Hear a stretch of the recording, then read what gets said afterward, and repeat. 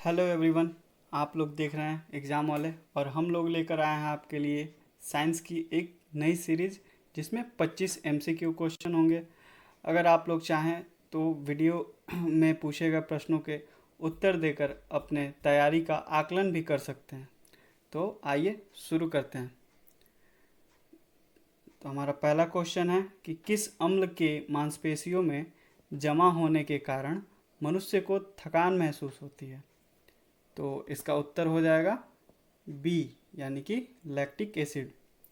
Lactic acid के का मनुष्य के मांसपेशियों में जमा होने के कारण उसको थकान महसूस होती है। और ये अम्ल अवायवीय श्वसन यानी कि अनॉक्सी रेस्पिरेशन के वजह से मनुष्य के मांसपेशियों में बनता है। अगला क्वेश्चन है कि मिनी माता रोग किसके कारण होता है। तो मिनी माता जो रोग है वो पारे से जो प्रदूषित जल है उसको पीने के कारण होता है। तो इसका ऑप्शन हो जाएगा सी। अगला क्वेश्चन है कि प्रतिवर्ती क्रियाओं का नियंत्रण केंद्र कहाँ पर है। तो जो प्रतिवर्ती क्रियाएं होती हैं वो हमारे जो मेरु रज्जु यानी कशेरुक दंड या इसको बोल सकते हैं बोन मैरो, वहाँ से निर्धारित होती हैं। तो इसका आंसर हो जाएगा डी।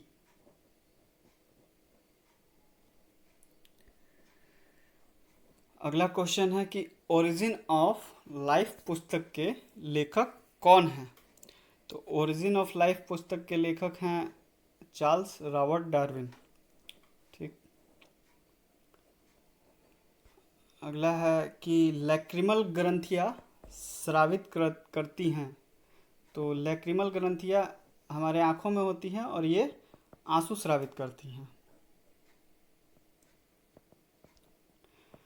छठा नंबर क्वेश्चन है कि पीडियाट्रिक्स निम्नलिखित में से किसके अध्ययन से संबंधित है। तो पीडियाट्रिक्स जो होगा वो शिशु रोग के अध्ययन से संबंधित होगा। इसका ऑप्शन हो जाएगा सी। जो हमारा हृदय रोग है उससे उसकी अगर बात करें तो इसके अध्ययन को कार्डियोलॉजी कहते हैं, कार्डियोलॉजी। और जो नेत्र रोग है उसको ऑप्थेल्मोलॉजी कहते हैं। ठीक है। अगला क्वेश्चन है कि गोल्जी बॉडी का प्रमुख कार्य क्या है। तो गोल्जी बॉडी हमारे शरीर में जो प्रोटीन बनते हैं उसको एक जगह पैकेट के रूप में उसको संजो करके रखती है और ज़रूरत पड़ने पे वो शरीर की कोशिका के बाहर या कोशिका में अंदर के कार्यों निर्माण कार्यों के लिए उस प्रोटीन को भेजती है। इसलिए इसका उत्तर हो जाएगा कि स्रावी। ये श्रवण करती है बहुत सारे प्रोटीनों का और उसके साथ साथ अन्य जो भी हमारे जैविक तत्व हैं उसका। तो इसलिए इसको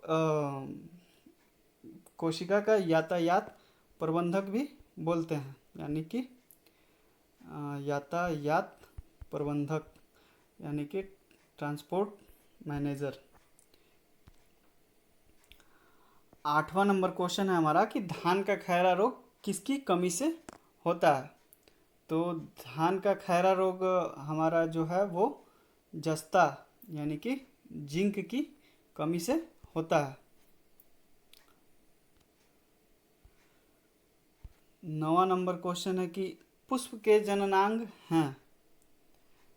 तो पुष्प के जननांग हो जाएंगे पुमंग एवं जयांग। जो पुमंग है ये मेल ऑर्गन है और जो जयांग है वो फीमेल ऑर्गन है। तो पुमंग में आपके हो जाएंगे भाग, इसके हो जाएंगे पुंकेसर, परागकोश और परागकण। जयांग के जो भाग हैं वो हो जाएंगे वर्तिका, वर्तिकाग्र, अंडाशय और बीजांड। हमारा 10वां क्वेश्चन है कि डीडीटी का पूरा नाम क्या है। तो इसका उत्तर हो जाएगा डाइक्लोरो डाइफेनाइल ट्राइक्लोरो एथेन, यानी कि सी नंबर। हमारा 11वां क्वेश्चन है कि एल्डिहाइड में पाया जाने वाला अभिक्रियाशील मूलक है। तो एल्डिहाइड में जो अभिक्रियाशील मूलक या फंक्शनल ग्रुप होता है वो CHO होता है, जिसका स्ट्रक्चर CO और H ऐसे बना होता है।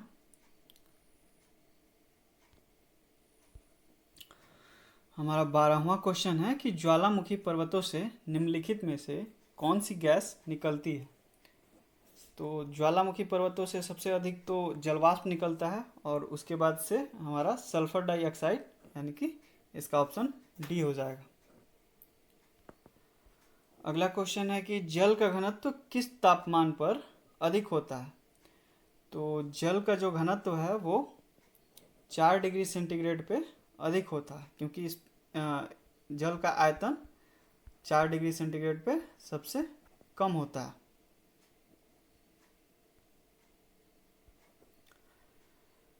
अगला क्वेश्चन है कि निम्न में किस रेडियोधर्मी तत्व की किरणों का कैंसर के उपचार में प्रयोग किया जाता है।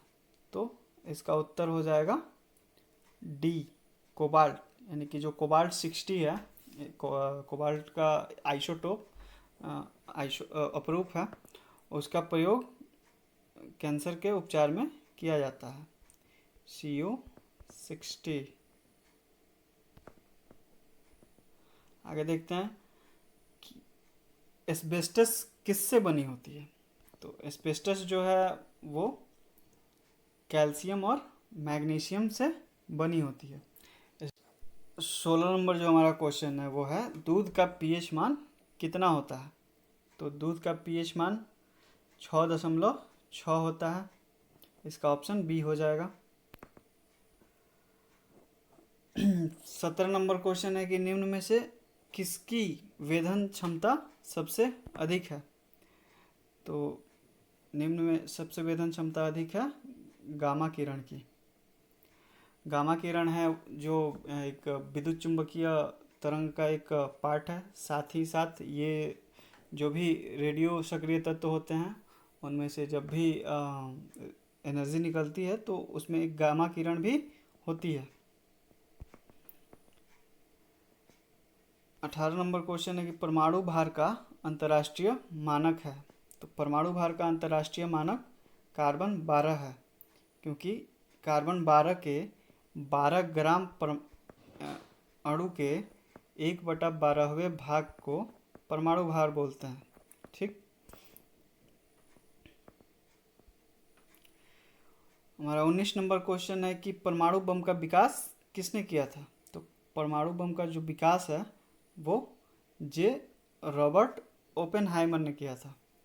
और जो परमाणु बम है वो नाभिकीय विखंडन के सिद्धांत में कार्य करता है, जिसमें एक भारी परमाणु पे अगर न्यूट्रॉन से आघात किया जाता है तो वो 2 छोटे छोटे परमाणुओं में बदल जाते हैं।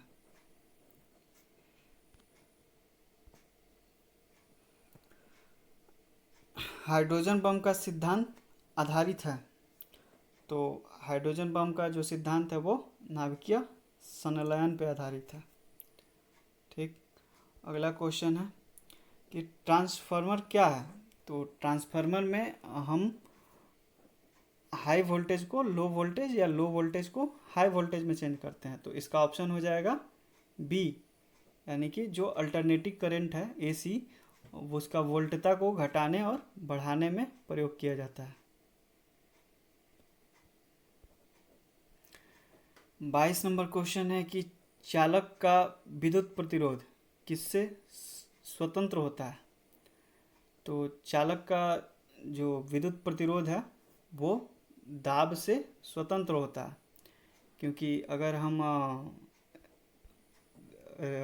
प्रतिरोध का फॉर्मूला देखें तो R = रो × L/A होता है, जिसमें आपका रो है वो पदार्थ की प्रकृति पर निर्भर करता है, और जो एल है वो लंबाई पे, अगर लंबाई बढ़ाएंगे तो प्रतिरोध बढ़ेगा, और अगर एरिया को अगर हम जो क्रॉस सेक्शन एरिया है उसको हम बढ़ाते जाते हैं तो प्रतिरोध का मान घटता है।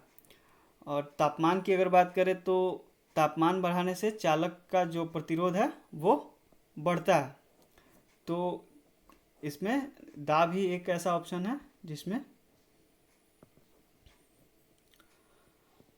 23 नंबर क्वेश्चन है कि आँख के किस भाग द्वारा आँख में प्रवेश करने वाले प्रकाश की मात्रा नियंत्रित होती है। तो इसका ऑप्शन हो जाएगा आइरिस, जिसको पुतली भी कहा जाता है। 24 नंबर क्वेश्चन है कि प्रकाश विद्युत प्रभाव का प्रतिपादन किसने किया। तो इसका ऑप्शन हो जाएगा अल्बर्ट आइंस्टीन, इन्होंने ही प्रकाश विद्युत प्रभाव का प्रतिपादन किया था। 25 नंबर क्वेश्चन है कि साबुन किस सिद्धांत पर कार्य करता है। तो जो साबुन है वो हमारा पृष्ठ तनाव के सिद्धांत पे कार्य करता है। ये बहुत सारे मिशेल बनाता है, जैसे कि ये अगर कोई तेल का कण है तो इसमें बहुत सारे मिशेल बनाता है, और ये कपड़ों से या शरीर से उस तेल के कण को ऊपर पानी में ले जाता है और उसको पानी में घोल देता है, जिससे हमारे कपड़े साफ हो जाते हैं। तो दोस्तों आज के लिए बस इतना ही। हमसे जुड़े रहिए, और अगर वीडियो पसंद आया है तो उसको लाइक कीजिए और अपना स्कोर कमेंट बॉक्स में ज़रूर शेयर कीजिए। Thank you.